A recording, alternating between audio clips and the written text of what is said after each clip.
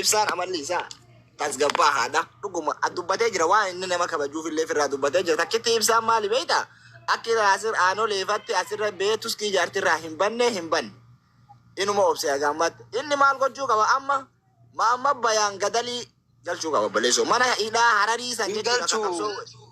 Wanni miidiyaa dhumti miidiyuu marratti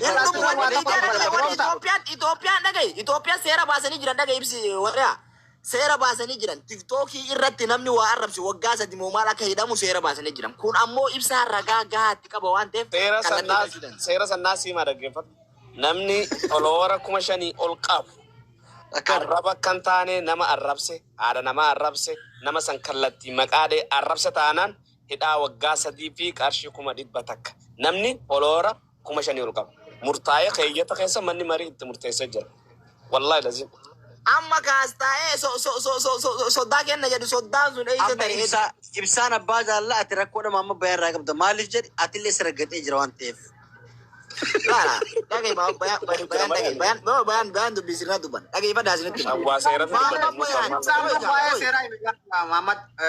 bayaan ibsaa waa'ee seera waa'ee nama ololu waan dubbataa jiru dhageeffa nuti ibsa dubbataa jirra dhagee tokkoffaa wanni si galuu qabu maamma bayaan dhugaa qaba dhugaa qaba maakiin jaarsa qabdi jaarsa qabdi eega maakii irraa maallaqa dhabe maakii jaarsa mucaa makiinaa qaba makiinaa guddaa kun Itoophiyaan makiinaa san ka mootummaati obboleessi mucaa kana dhaqee qarshii 100 danaa kafali jechuun ni qabamoo ulfakeen garaa baasa jaartii keetiin balleessa siiriin si godha ati maaliidha waan hin taane as fida achi fida wallahi wabillahi ibsaan dhugaa jedhe ibsaan na bira taa'u gabaabduun tunillee waggaa 2 dura viidiyoo maakiitiin fideetti dabbalfallee waggaa takka dura hin finneettan abboo gaffida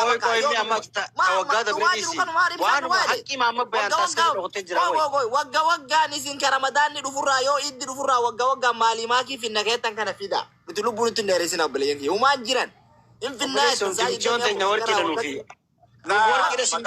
warqii taate maa rabsaa ottarree warqii dhaabbaan arabsaa fuula duratti warqii dhamakiin maqaan balleessinan wallahi maqaan balleessu ibsaa dhugaadha wallahi dhugaadha viidiyoo fiti viidiyoon ture ka viidiyoon bade amma miti baka kijiba dhiisa kanan jechuudha ibsaa abbaa jaallaati ati mataan kee dheengadda maamma bayaan osoo liivira jiru bakka marmaakisen to'aa ta'uu jechuudha bakka fayyadatti si jala teenyee si dhaggeeffataa ture isuma dhugaa qubna gari dubbii dhiiraa dubbanna macattii tana aanuu irraa hin kafala riyaala 5,000 kan aanuu hin kafalattee jirta maaliif hin kafale gubbaa lubbuun maraataa bar wallahi dhaggeeffadha amma waan kaa jira dubbii achi qabina dubbii mamma baan odoo silaa nama fayyaa qabu ta'e an nama fayyatti saabame jechummaan takkittiin rabbi si haa hongossu ati ilmoon dhalin joosu dhiisi waama keetiif isan baanna malee kamaa kidhaa keessaa baasi waliif fayyan jar dhiifama waliif mamma baan jechuun kafurraahim immoo maqaarree qalamni isaatiillee hin katabamu maraataa katabamu mamma bayaan maal jedhe beektaa maakii arrabsee dhaabee maal jedhe beektaa rabbi wayya Abdul Karim rabbi Gafuru Rahim hindi isaa injiru wanne kana jedhama eezi jira namni nama arrabsee ani dhagay ibsaa nama arrabsanii jaartii nama arrabsanii obboleettii tenne dha saa dura arrabsanii digaalanii saa booda obboleettiin eezi firoomsaa dhaggeeffadhu amma laal rakkoon jirtu maali amma mana obboleessa keenya Hamzaa Shee Jaabiritti maakiilleen dhiifama jetteen maamma bayaan dhiifama jeen amma kafayyuu fidite soddaa immoo itti qalleeti akka sirnaatti itti qalleeti sigaleemi waan inni barbaadeen fayyifna ana dura gin warra soddaadhaan kiyyaa maatii kiyyoodhaa dhaqee fayyisaa jira tanammoo ni fayyifna dhaggeeffadhu sabirka tanammoo ni fayyifnaa jee jira Hamzaa Shee Jaabir ani ibsishaa atimma dhaggeeffadhu baasitti bayaan koy waa itti aare siliima tokkoffaa irratti asliin jaartii qaba yeroo hedduu ajandaan isarraa wayitii ka'ee jaartii isaatii fi ilmullee wajjin arrabsan namni gabbayee deebisu aslima malee takkaa jaartii isii gabbaatee deebitee hin jirtu. Okay, gaafa Naasir aanolee akkasitti jaartii isaa jalatti arrabsaniif hin jira ilmoon ta'e baangaale yariin Naasir gabbayee deebise malee takkaa jaartii isaa afaan hin gabbaatee deebiin deebi. Lama jedhu. Sadaffaa irratti Hamzaa gaafa jaalda Yuusufaa sagalee godhatanii ajandaa godhatanii ashitti jalatti arrabsan Hamza makeessan kana gabbayee namni deebise Hamza malee mucattiin sun afaan isiitiin gabbaatee barreeffama takka hin barreessine afaaniin waan dubbanne si galee ibsishaa kana yeroo hunda jaartii isaa kana arrabsan mucattima ofirraa deebisa maaliif gabbayee ummata kana ofirraa deebisee qollofuu hin dandeenye. Meenaa si deebisa dhaggeeffatu gaafii bareedduu haaftu Gaafii bareedduu kaaftee waan bareedduu gaafatte. Garuu wanni ati beekuu qabdu ibsishaa fi maakiin wal adda. Maakiin akka dhiiratti dubbatti ifu ni dandeessi ni beeka innilleen. Garuu ibsishaan nan dubbate hojii haga maakisa waan ofirraa haasa'u natti hin fakkaatu wallahi. Ibsishaan kun miskiina wallahi. No. Wallahi. Abbooda gaifadhaan naarraa bu'aara jette kan hin deebisan. Milyoon gowwaa irra gahu. Milyoon gaadhisan. Ajeeshi akka hin maakiin jechuu hin danda'a akkuma kana nama kaamittu dubbateetu as ga'e taphatallee ta'u jechuudha. Nama arrabsuun beeku hin beeku. Afaan jabina akka namni akkootee sana achi haatee manarraa diigee kushiinaa keessa harkisee loqa qabee fidee tallaa jala darbadha lokaan raamuree nyaadha jedhu san hin danda'u ibsaan. Akka jechuun beekullee. Ibsaan maaliif sa'aa 24 maakii irraa nama dhorku itti jabaate maali beektaa? Warri maakii duulukuu warra soddaati. Shuuf amma fakkeenyaaf gaafa Naasiraan olee warri jaartii Naasiraan olee arrabse warra Wallaggaati obboleessoo. Amma asilii warri Jimmaa jaartii isaa yoo dhufee arrabse asiliin gadi bee warri Jimmaa arrabsuu itti jabaatti. Dubbii sirnaa kana dhaaladha. Ibsaan maaliif gadi bee laayif irratti irraa fokus godhuu dadhabe? Maaliif amma reemuun dara waa dubbachuu dadhabee waan kana seeraan wal gaafanne? Warri jaartii isaa arrabsu warra soddaa isaati. Namni warra soddaa arrabsaa meeshii. Obboleessoo dhaggeeffarsitti hima warri soddaa ibsaadha. Ibsaa dhaggeeffarsiisu warri soddaa ibsaadha. Warra haadha maakiitii fi abbaa maakii obboleessiiti. Kabiraa hundi tirfi. Warri miidiyaa kana miidiyaa. Tirfillee ta'u Oromoon akkana hin jedhu bana. Talli warri Oromoo fi jinnii tirfii si jee hundi kabiraa. Raggatee biraa dhorkuu qaba. Taate ashittiidhaan waa jette. Nusuta asteettee nu sodaachiftaati. Kun as bira taasisu sodaachisan. Maaliif? Dhugaa jedhu fi keessa dhiqabbatanii dubbachuu qabdan dhugaa jedhan asan jedhaa jiraaranii bayaan. Wanni mujattiin kun maqaan jedhamtu hin jiru. Ifi daddabanii rabbi sakkaban jette Oromoon. Dhugaa.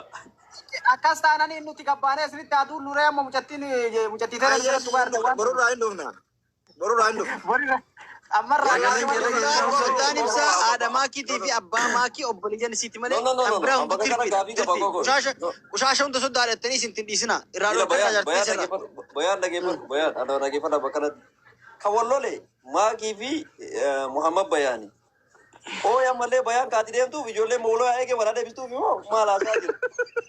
Laalaa namni kan eegee wal deebisu. Laalu tu'aa kanaan dubbanne obboleessi. Dhaabaadha isin jedhe dhaaba. Wanni isin amma jedhamu bayaan kana itoo baasuun kana. Wanni usumee jedhe karaa usumee jedhe karaa sirriidha. Usumee Jaalattanii jibbitanii soddummaa tasirraa fuudhee ibsaa waa'ee ibsaa dubbataa malee usumee waan makii dubbataa jiru dhageeffadha. Ibsaa maa jiroo seenee booyaa jiraadha. Ibsaa booyee illee argine gin. Laalaan boonyi bannaati. Maqaa wal balleessu. Yaa. ibsaa baajaalaa olti ibsaa isin dhiisa dhabata isin dibadha. Koi bayaa waa taksiima. Maaltu jira beekta mammaayinsi bayaan faa qabatanii deeman maayinni beekta soddaa fi hudduun tirfiidha jedhanii akka malee nu godhaa jiran. Akkasi. Nuti immoo maal qabannee deemna beekta soddaan sodaadhaa jenna nuti yeroo hundi. Si galee? Jiru Waan kana keessaa sodaadha. obboleessi Waan kana keessaa ba'uu qabna. ba'uu qabda waan kana keessa. Nu barra waan kana keessa ammallee seenaan jirru nu ka jenne ibsishaan kana boodatti aarsaa barbaachisu maakiif qabalee maakii kabachiisuu qabaadha.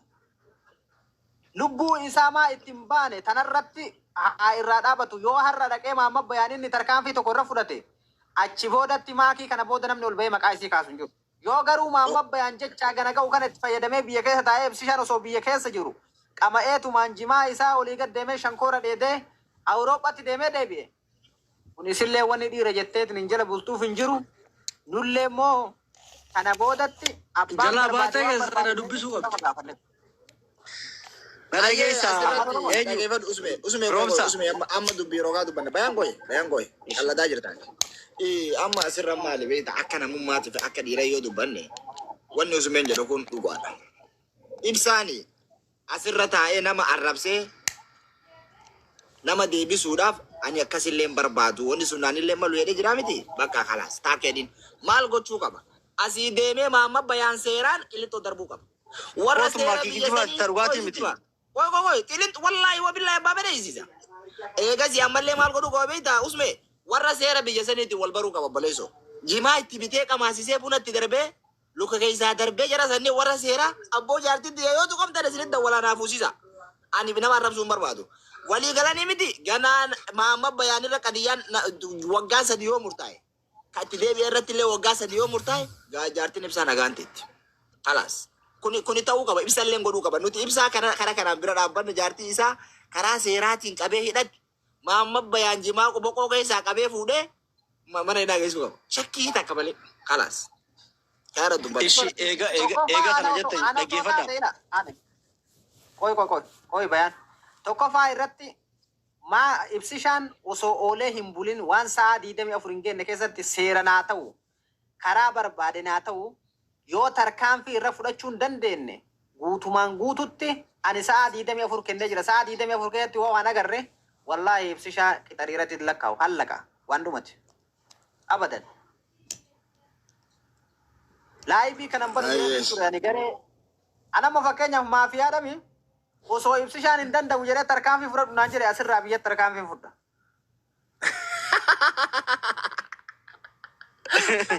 Aboo dhaggeeffadhu gaamma. Waan sirnaa asirratti isuma dhugaa qubna garii isinitti himan. Anamma fakkeenyaaf akka nama tokkotti bakka bu'ee sitti himan. Odoonii fi isin keessaa namni tokko dhufee maakii tuqeehis wallaa isin waliin fattaanu jee isin gadi hin dhiifnu. Isin keessaa bee amma fakkeenyaaf jaartiin Hamzaa keenyaa ashittiin dumaashin teenya baaleemi. Isinuma keessaa dhufee tokkichi isaa ashitti yoo maqaa kaases nuti isinirraa gadi hin bu'u isin dhiifnu miti. Maaliif adaba isinitti horachuudha. Dhiira laallatan maal jettee Oromoon beektaa? Jaarsa tuffatan jaarsa laallatan jaartii jala dhaananii jettee Oromoon. Ibsishaan waan kana callisuun qabu. Dhugaadhaa kabaja maatii isaatiif kabaja abbaa isaatiif kabaja biyya isaatiif callisuun waan bareedaadha. Laakiin ammoo dubbiin gaafa faagaa baatee qabaa nagadhii isaa zarraafiin heddummaate akka isheen dhuftee bakka deebista. Gaafsan boodarra gaccaba namni irraa. Amma sii galee mi? Soo kanaafi as keessatti abbaa dubbatisan gaffuudhee walawwalee seeraan ta'us humnaan ta'us arrabaan ta'us itti cabsuu qabu. Osoo ganda namaan xuyinetti. Garuu amma bayaan as keessatti dhaggeeffadhu. Maakii teenya arrabseemi. Maakii arrabsuun ammoo ibsishaa arrabse jamti. Maaliif jaartii dhagaa? Maammaduma bayaan san fuudhee inni seeraan walawwalee itti caccabsuu qaba malee kutaa namaa tuquun qabu. akkana kun wati dhiira. Ibsaan kanuma jedheera. Ibsaan Waan kanuma sirriidha. ani waan kun waan sirrii. Ani amma ibsaadhaaf waa takka qundee jira. Wallaahi wabillahi ibsaaf qundee jira. Maaliif naan jedhe? Ibsaan dhugumatti hin jallisa malee waaga san waa hin danda'a. Maal jedheen? Anaa miti maatiin isiitiif waa marri dhagaan anaga maatiin kiyya araaramutti maatiin kiyya kan jedhu sun warra baalee zoon taane warra arga jechuudha.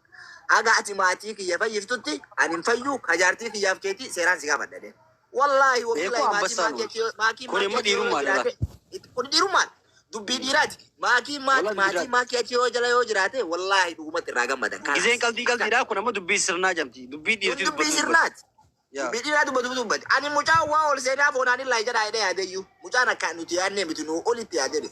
Sigaa dhugaatti hime maatii kiyya xiqqeesse haadhaaf abbaa kiyya xiqqeesse haadhaaf abbaan kiyya yoo kadhiisaniif ta'e kiyya san booda laaftuudhaan biyya san jirra wal gaafannaa jedhe. Dhuguma bakka. Amma osoo jennu ati firoomsaa biyya tam jirta? Ani Saudi Arabiyaa jira. Wala dhugaa hudduu ta'e bakka ishi. Maali bakka hudduu nama qabanii miti yaani makkaa jira magaalaa walakkaa jira maal hudduu na dhugaan. Ummata wasaq.